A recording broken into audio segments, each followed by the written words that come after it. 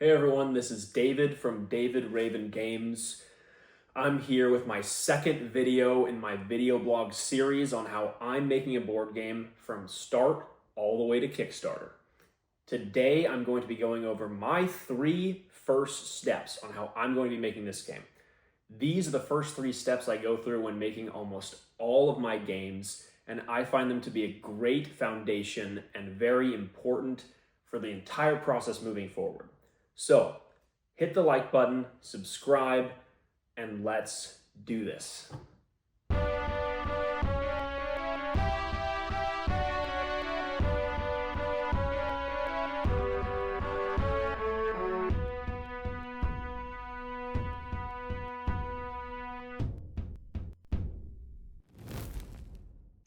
Okay, so step one is going to be complexity.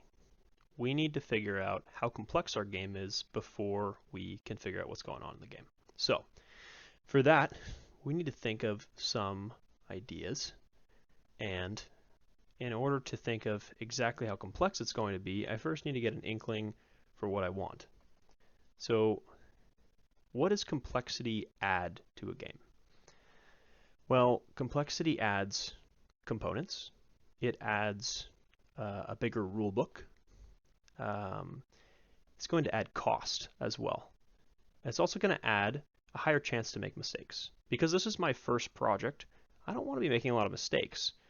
And I certainly don't want to add a lot of cost, because the more mistakes I make, the more expensive those mistakes are going to be. So I have a choice to make in front of me as far as complexity goes. Do I want to make a board game with a lot of components, with a fancy board, with a lot of extra cost, a lot of extra complexity, a big rule book? Or do I want to make a simple card game? Now, the card game is going to allow me to cut back on a lot of cost and therefore keep my mistakes cheap. So that leads us to step two. Like and skip. Oh, I have no idea how that got in there. Okay, step two. For real, key mechanics. So now we've decided it's going to be a card game. Let's figure out the key mechanics. In order to attract people to a game, you're going to want it to be as unique as possible. You also want the mechanics to be fun. I mean, that's the most important thing, is fun. But you do want the mechanics to be unique. So for this game, I thought of, okay, what do you do in most card games? You have a hand of cards, and you play cards for yourself. Okay, that's fair. What if, though? What if you played cards for your opponents instead of yourself? What does that look like? And why would I play cards for my opponents instead of myself? What's the drawback? What's the tactics? How am I thinking during that process? Because thinking is obviously a lot of fun. It allows you a chance to strategize. So then I thought, what if we add in secret roles? You don't know who your teammates are in this game. You're playing cards for other people, and you have to try to figure out who you want to give the bad cards to, who are your enemies, who you want to give the good cards to, who are your teammates. So that leads us to our summary. It's going to be a card game where we're playing cards for opponents, and there's going to be secret roles involved. So that leads us to step three, the theme. The theme. Trying to figure out what the theme is going to be. I'm getting a clue. It's aliens. The theme is aliens. Aliens are a great theme for this because it allows us to take advantage of the secret roles. There can be secret aliens.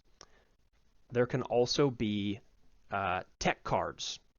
So this works because we can add the cards that we're playing for our opponents and for our friends, our other players, can be tech cards. They can be things like a laser gun, things like that, maybe a cloaking device, something interesting like that. And the roles can be hidden really nicely. We can say the aliens are hiding among us, not trying to infringe on any copyrights there. So we can figure out who the aliens are. If we're humans, if we're aliens, we can figure out who the humans are, and then we can give weapons to people we trust, and we can give negative cards, like maybe a bomb or something like that, to people that we don't trust, and eventually try to destroy all of our opponents while trying to protect all of our friends. So what do we have here? What did we actually make? we have an alien game. Okay, there's secret roles. We're trying to find out who our teammates are, who our enemies are. There's a bit of detective action going on here. This is going to require us to think a lot, and thinking, for the most part, in board games is really fun, because that's where you get to bring out your tactical genius. That's where you get to be like, wow, I outplayed you. We have a cheap game. It's a card game. I'm going to make a lot of mistakes. That's just going to happen. This is my first big board game project where I'm actually going to be publishing it. So mistakes are going to happen, and I need those mistakes to be cheap. So it's a card game with alien detection elements. That is it. That is what we have. So what next? What do I actually do from this point onward? Oh yeah, now I gotta make the game. Thank you so much for tuning in to my second video of how I'm making a board game from start to finish.